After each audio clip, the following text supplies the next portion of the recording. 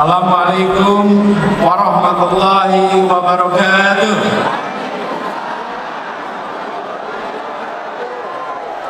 Selamat siang, salam sejahtera untuk semuanya.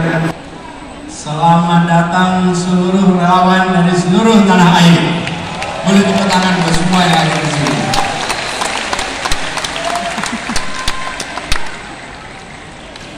Yang saya hormati seluruh jajaran pimpinan pengurus Amanat Indonesia, khususnya ketuanya Bung Sahrin Hamid. Tepuk tangan untuk seluruh jajaran Amanat Indonesia. Yang saya hormati, hadir bersama kita Ketua Umum Partai Demokrat, Mas Ahaye. Tepuk tangan untuk Mas Ahaye.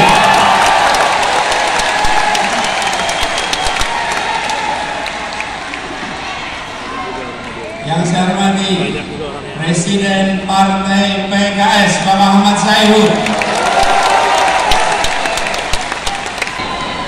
Ini relawan yang hadir, saya lihat dari banyak tempat. Mana yang paling jauh dari sini? Dari mana? Medan. Mana lagi? Banten. Rawabebek.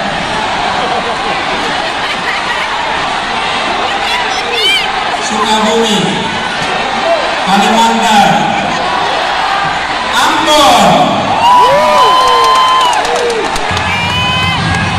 Cirebon,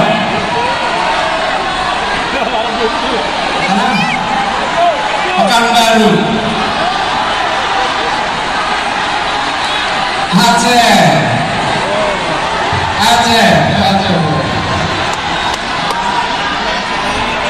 Alhamdulillah. Saya ingin dalam kesempatan ini menengok ke depan dengan melihat perkembangan sejak awal bangsa ini terbentuk. Indonesia adalah masyarakat di Nusantara yang pada tahun 1928 lokasinya di Jakarta memutuskan untuk menjadi satu bangsa, memutuskan untuk menjadi satu tanah air dan satu bahasa persatuan. Sebuah keputusan besar untuk menjadi Indonesia di 1928. Itulah satu yang pertama, menjadi satu bangsa dengan satu bahasa persatuan. Lalu kemudian kita berjalan 17 tahun kemudian kita mendapatkan satu yang kedua, yaitu satu negara. Kita merdeka menjadi sebuah negara Republik Indonesia. Ini adalah satu yang kedua. Dan pada saat Republik ini berdiri, para pendiri Republik bukan hanya menyusun cita-cita. Semua rakyat berjuang untuk apa? Menghadirkan yang disebut dengan janji kemerdekaan. Janji kemerdekaan itu tahun 1945. Ini satu yang kedua. Satu yang ketiga, di tahun 50 kita kembali menegaskan bahwa Indonesia bukan kumpulan negara kecil-kecil, tapi kita adalah sebuah negara kesatuan Republik Indonesia. Ada yang disebut dengan istilah mosi integrasi, menjadi satu. Ini satu yang ketiga, menjadi satu negara kesatuan. Tetapi pada saat itu kepulauan ini masih terpisah-pisah satu sama lain. Kita belum menjadi satu kesatuan wilayah. Yang ada adalah antar pulau, ada lautan, dan lautan itu bukan bagian dari Indonesia. Karena itu kemudian tahun 57 ada yang disebut sebagai Deklarasi Juanda yang menyatakan bahwa seluruh wilayah air di dalam bagian dari negara Indonesia dijadikan sebagai satu teritori tahun 57. Tapi perjuangannya tidak sebentar. Dunia tidak mau langsung mengakui. Pada saat itu dunia bersikukuh bahwa Laut Jawa wilayah internasional. Selat Sunda wilayah internasional, Selat Sulawesi wilayah internasional, dan kita anak-anak bangsa berjuang memastikan bahwa ini satu teritori, dan akhirnya 1982 kita resmi diakui dunia sebagai satu teritori Indonesia. Inilah satu yang keempat, menjadi satu bangsa, menjadi satu negara, satu kesatuan, dan satu wilayah. Satu wilayah. Inilah kondisi kita hari ini. Tetapi hari ini kita juga harus menengok ke depan. Kenyataannya hari ini, ya wilayah kita satu, ya bahasa kita satu, ya negara kita satu, tetapi kemakmurannya masih berbeda-beda. Betul? Karena itu ke depan kita berbicara tentang melaksanakan janji kemerdekaan. Janji kemerdekaan ini ada kalimat terakhir dalam pembukaan Undang-Undang Dasar 45, yaitu menghadirkan keadilan sosial bagi seluruh rakyat Indonesia. Inilah yang kita akan arah ke depan. Satu perekonomian, satu kesemakmuran, bukan kemakmuran tinggi di satu kota dan rendah di wilayah lain, bukan kemakmuran tinggi di satu pulau dan lemah di tempat lain. Kita ingin ketimpangan-ketimpangan seperti ini dibereskan untuk semua.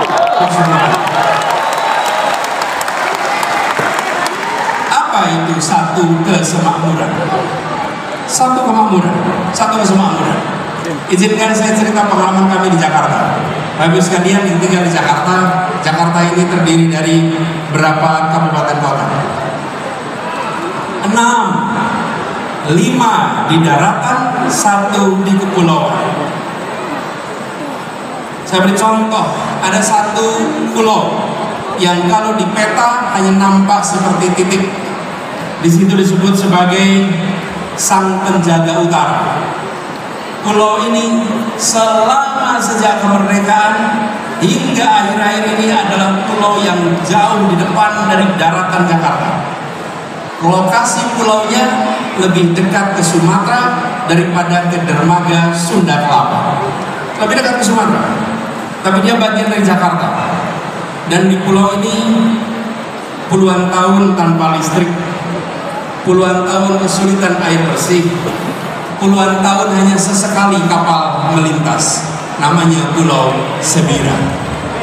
Bila kita menyaksikan Jakarta hanya sebagai urusan daratan, maka tempat ini akan terus-menerus dibiarkan. Pendekatan kita adalah Jakarta harus satu kesemakmuran. Apa yang terjadi? Dibangun pulau itu, dikirimkan pesan kepada semua 11 pulau yang berada di luar daratan Jakarta. Mereka sekarang ini semua menikmati listrik lengkap, air bersih lengkap, akses kesehatan lengkap, akses pendidikan lengkap. Ini adalah komitmen kita bahwa berada dalam sebuah wilayah yang sama, teritori yang sama, kita harus bisa satu kesemakmuran. Dan ketika ini diterapkan, prinsip kita adalah begini: lokasi pulau itu memang jauh dari Monas, tapi dia adalah bagian dari Jakarta. Anda semua yang hadir di sini, yang dari Aceh, hitungan kilometernya dari Jakarta memang jauh, tapi Anda 0 kilometer dari Ibu Pertiwi. Dari Papua, hitungan kilometer dari Monas memang panjang, tapi Anda 0 kilometer dari Ibu Pertiwi. Dari manapun Anda berada di tempat ini, hitungan kilometernya panjang, tapi sesungguhnya Anda 0 kilometer dari Ibu Pertiwi. Inilah yang harus dikembalikan. Inilah yang harus menjadi pegangan kita, bahwa republik ini tidak didirikan dengan perhitungan ongkos, untung dan rugi. Republik ini didirikan dengan janji untuk seluruh tumpah darah Indonesia. Jadi kita berbicara tentang Indonesia ke depan, berbicara tentang Indonesia yang satu kesemakmuran, bukan Indonesia yang terpisahkan karena jejak kesejahteraan yang berbeda-beda. Prinsip yang kita dorong adalah pertumbuhan yang berkualitas, bukan semata-mata pertumbuhan yang angkanya tinggi. Pertumbuhan yang angkanya tinggi tapi tidak berkualitas tidak dirasakan oleh rakyat kebanyakan. Apa itu pertumbuhan yang berkualitas? Pertumbuhan yang berkualitas adalah pertumbuhan ekonomi yang tumbuhnya dirasakan oleh semua, yang pemerataan beriring bersama dengan pertumbuhan. Ada pertumbuhan yang begitu tinggi tetapi rakyatnya tidak merasakan. Kenapa? Karena hanya ada 1-2 sektor yang tumbuh utama, yang lain hanya menonton dan rumahnya masing-masing. Inilah yang kita ingin jangkau semuanya. Kemudian kita tahu negeri ini punya begitu banyak peluang, dan pemerintah harus memastikan bahwa sumber daya yang diberikan oleh pemerintah untuk rakyatnya adalah sumber daya yang tepat. Kita menghadapi tantangan lingkungan hidup, itu menjadi kenyataan bagi kita. Solusi menghadapi masalah lingkungan hidup, apalagi soal polusi udara, bukanlah terletak di dalam subsidi untuk mobil listrik, yang pemilik mobil listriknya adalah mereka-mereka yang tidak membutuhkan subsidi. Betul? Kalau kita hitung apalagi contoh ketika sampai pada mobil listrik, emisi karbon mobil listrik per kilometer sesungguhnya lebih tinggi daripada emisi karbon bis berbahan bakar minyak. Emisi per kilometer per kapita untuk mobil listrik dibandingkan dengan bis berbasis BBM. Kenapa itu bisa terjadi? Karena bis memuat orang banyak, sementara mobil memuat orang Ditambah lagi pengalaman kami di Jakarta, ketika kendaraan pribadi berbasis listrik, dia tidak akan menggantikan mobil yang ada di garasinya. Dia akan menambah mobil di jalanan, menambah kemacetan di jalan. Jadi yang didorong ke depan adalah demokratisasi sumber daya, bahwa kita mengarahkan agar sumber daya dimiliki negara diberikan melalui sektor-sektor yang memberikan manfaat nyata bagi masyarakat banyak, bukan semata-mata untuk mendapatkan perhatian dalam percakapan, apalagi percakapan sosial media. Karena itulah kita ingin dorong ke depan. Insya Allah jalan-jalan tol yang sekarang sudah dibangun secara amat baik oleh pemerintahan hari ini, kedepannya nantinya dipenuhi oleh kendaraan-kendaraan umum berbasis dengan listrik ke depan. Kendaraan-kendaraan logistik berbasis listrik, bukan pribadi tapi kendaraan umum. Dan kita tahu begitu bicara kendaraan logistik, kendaraan umum, pengangkut massal, maka dia bukan hanya memindahkan badan, bukan hanya memindahkan barang, dia sebetulnya adalah alat untuk membangun perasaan kesetaraan. Dari ke depan ini adalah contoh bagaimana kebijakan disusun berdasarkan gagasan, bukan sekedar kebijakan tanpa narasi, tanpa gagasan. Urutannya harus jelas, bukan hanya karya, tapi karya berbasis narasi, narasi berbasis gagasan.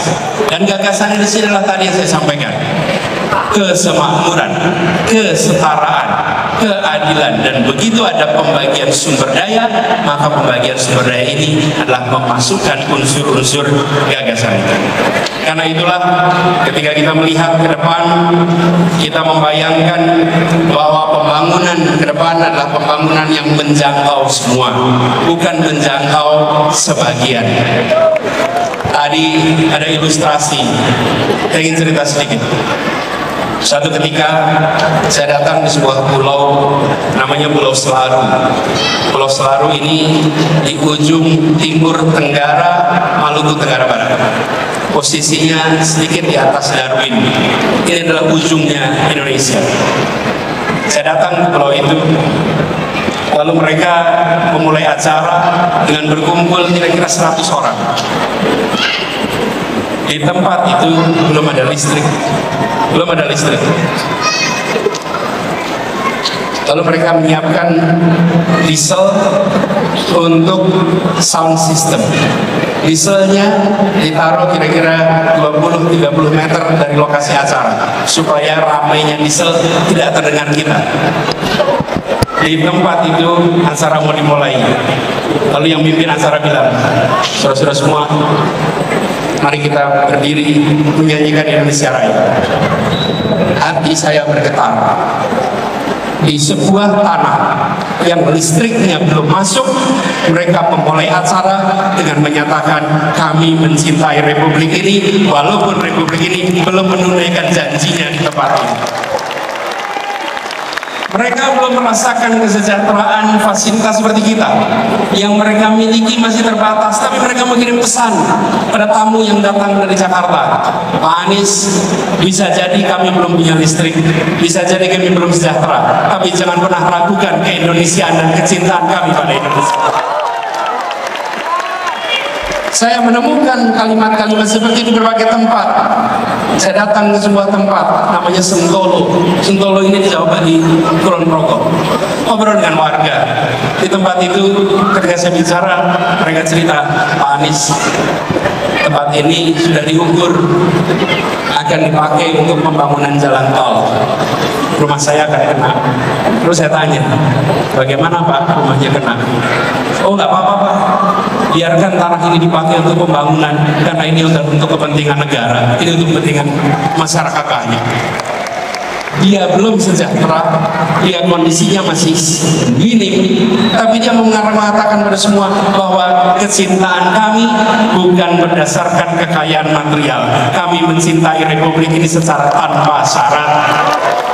Kami sekalian, kita-kita yang berkumpul di tempat ini, kita-kita yang memperjuangkan Indonesia yang lebih baik, kita harus ingat bahwa ada saudara-saudara kita yang lokasinya hitungan kilometer jauh dari Jakarta, jauh dari Monas, tapi mereka 0 kilometer dari Indonesia, dan mereka harus merasakan kesejahteraan yang meningkat secara amat serius. Itulah sebabnya bicara tentang kesemakmuran harus konkret. Kami coba wujudkan kemarin di Jakarta, dan insya Allah bila Allah nanti takdirkan, tahun depan kita akan merasakan sebuah penentuan arah pemilu Pilpres 2024 bukan soal meneruskan atau tidak meneruskan sebuah program. Bukan.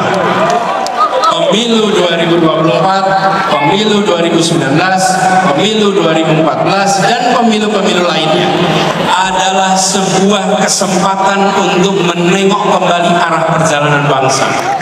Republik ini didirikan dengan cita-cita, dengan janji menghadirkan keadilan bagi semua. Kita harus ingat, merdeka bukan hanya untuk menggulung kolonialisme, merdeka adalah untuk menggelar keadilan bagi semuanya. Ini bukan tentang satu orang, ini bukan tentang satu partai, ini adalah tentang nasib masa depan bangsa kita dan anak-anak dari bangsa kita. Jaga kemuliaan perjuangan ini, jaga kehormatan perjuangan ini. Kirimkan pesan-pesan yang mempersatukan, kirimkan pesan-pesan yang menunjukkan bahwa kami tidak jual murah idealisme itu. Kami junjung tinggi idealisme itu. tunjukkan bahwa kita punya rekam jejak yang baik, punya rekam gagasan yang baik, punya rekam karya yang baik. Karena kita punya itu semua, kita tidak perlu berbohong, kita tunjukkan kenyataan. Bila rekam jejak kita bermasalah, bila rekam gagasan kita bermasalah, bila rekam karya bermasalah, baru di situ ada kebohongan-kebohongan. Karena itu kalau kita menyaksikan ada kebohongan di produksi, sebenarnya itu adalah cerminan rasa tidak percaya diri.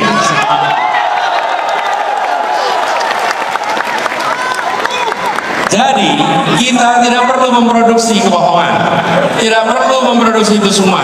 Tunjukkan kenyataan dan biarkan kenyataan memenangkan pertarungan gagasan, memenangkan pertarungan rekam jejak, memenangkan pertarungan karya.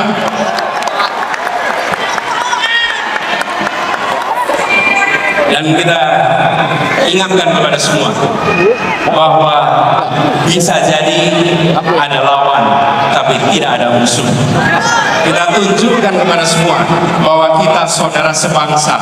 Ya, kita berlawanan gagasan, ya kita berlawanan rekam jejak, tapi kita bukan musuh.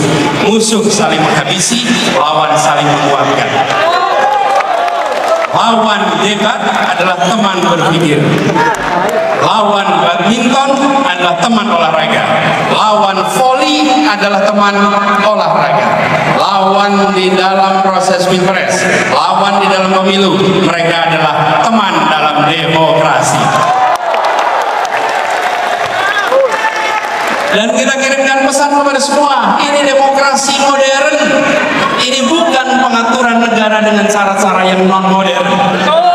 Di dalam demokrasi modern, saya ingatkan beberapa hari yang lalu bahwa di dalam proses ini semua tidak ada kekuasaan yang berpindah, tidak ada kekuasaan yang hilang. Kekuasaan itu tetap dan terus berada di tangan rakyat Indonesia. Yang berpindah itu adalah kewenangan untuk melaksanakan kekuasaan rakyat.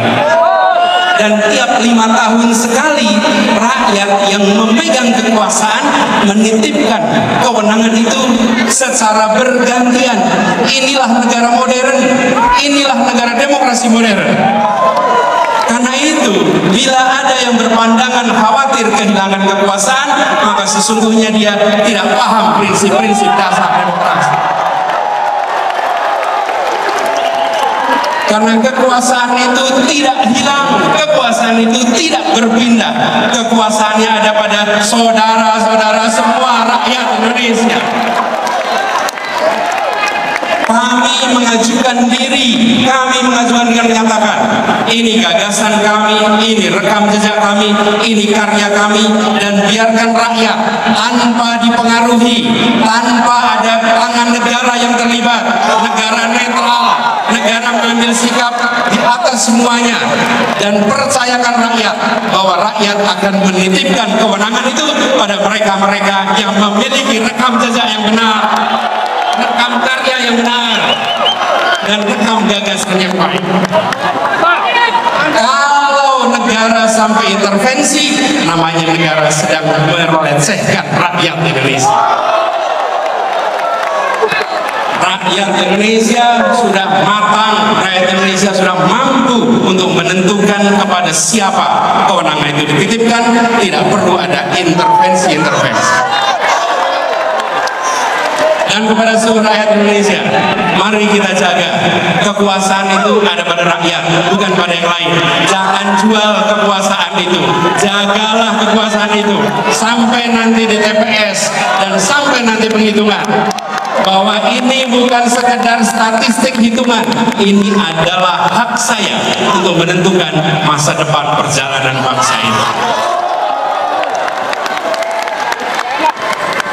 Ini memberikan pesan kepada semua bahwa Indonesia ada negara demokrasi modern yang dunia boleh menengok, dan kita kirimkan pesan pada semua. Negeri-negeri di luar sana menengok pada kita dengan rasa kagum. Kenapa mereka kagum? Mereka melihat sebuah bangsa yang bahasanya ratusan, yang suku bangsanya ratusan, tapi memiliki kemampuan untuk berbicara dengan bahasa satu, bahasa persatuan, bahasa Indonesia. Lalu ketika mereka berdemokrasi, kita tunjukkan demokrasi dengan sikap yang matang, menunjukkan kematangan luar biasa. Mari kita sama-sama song-song kesempatan perubahan ini dengan membawa gagasan, membawa rekam jejak, sekaligus membuktikan kita semua di sini, pada diri kita, pada anak-anak dari anak-anak kita, bahwa di tahun 2024 ketika Republik ini akan menentukan arah barunya, saya tidak menjadi penonton di rumah yang tak bertanggung jawab. Saya turun tangan langsung ikut menentukan arah perjuangan Republik ini. Biarkan itu menjadi catatan bagi kita semua. Anda semua, kita semua bisa bercerita kepada diri kita, kepada anak-anak dari anak-anak kita, bahwa saya bukan menjadi warga negara yang menonton. Di tahun 2024 saya menentukan arah baru untuk Republik ini. Insya Allah niat baik ini, ikhtiar ini yang dikerjakan bersama dengan orang-orang baik, insya Allah Allah akan bukakan pintu-pintu menuju kepada surga. Insya Allah tahun 2024, insya Allah tahun 2024.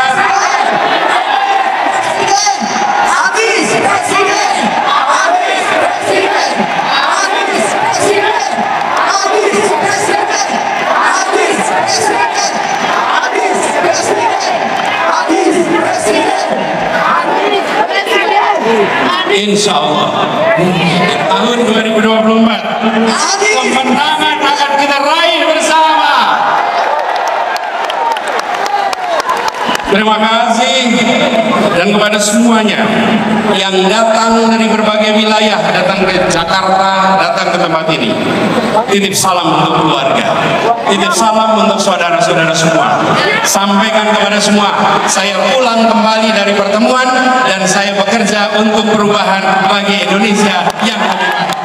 Assalamualaikum warahmatullahi wabarakatuh.